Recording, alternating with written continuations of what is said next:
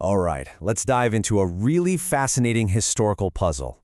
This is one that pits a 19th century prophet, Joseph Smith, against the biblical text itself. And it all boils down to a single verse that on the surface seems to create a massive contradiction. You're going to want to see this. So here's the big question we're tackling today.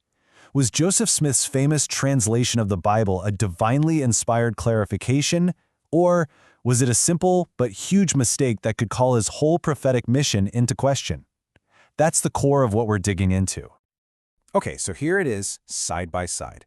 This is where the problem really jumps off the page. On the left, you've got the classic King James Bible, Matthew's account. It says, Moses and Elias appeared on the mountain. Simple enough.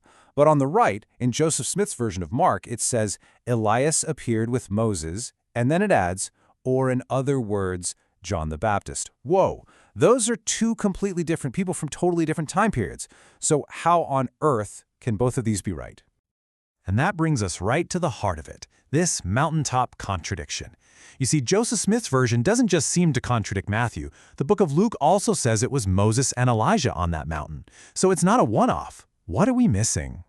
Well, to untangle this whole knot, we've got to zoom way in and look at just one single word. Seriously.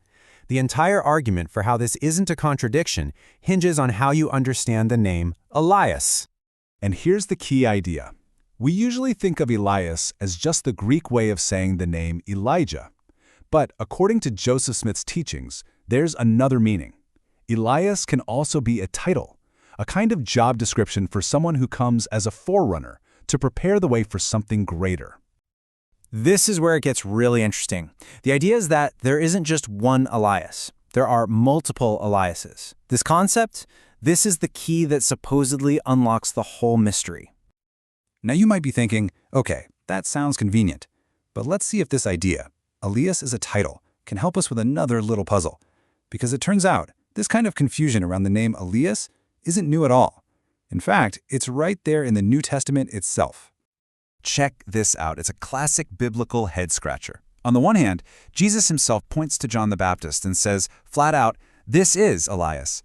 But then, when people ask John directly, hey, are you Elias? He says, I am not. So what gives? Well, with our new key, it suddenly makes sense. John is saying, no, I am not Elijah the prophet literally brought back to life. But Jesus is saying, yes, he holds the title of Elias. He's the forerunner. See how that resolves it? So now that we have this key, let's go back to the Mount of Transfiguration and see if it finally solves our mystery, because this is where the whole argument pivots from being about a contradiction to being about a clarification. Let's just walk through the logic here, step by step.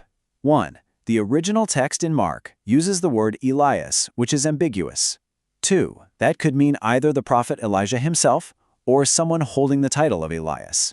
3. Joseph Smith's translation simply clarifies which one Mark was talking about. In this case, the title holder, John the Baptist. And 4, here's the crucial result. The translation adds John to the scene. It doesn't remove or replace Elijah from the other gospel accounts. And that really brings it all together. Think about it. None of the Gospels claim to give a complete, exhaustive list of every single person who was there. So the argument is that Matthew and Luke mention Moses and Elijah, the person.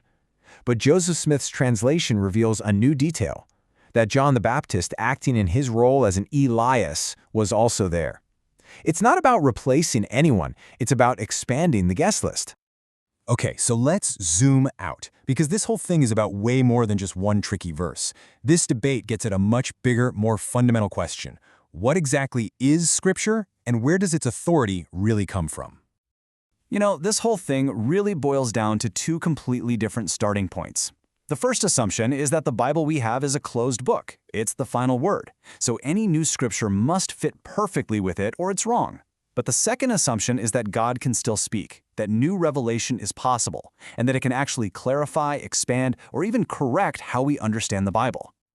And this quote just perfectly captures that second viewpoint. The idea here is that revelation isn't just something you check against the text. Revelation is what tells you what the text truly means. The ultimate authority isn't just the ink on the page, but the living, divine insight that can explain what those words were always meant to say. So we end right back where we started, but with a deeper question. What does it actually mean to translate a holy book? Is it just a scholarly academic process of swapping words from one language to another? Or can it be something more, an act of divine restoration? This isn't just a historical debate. It's a question that really forces you to think about what you believe about Scripture, revelation, and the very nature of truth itself.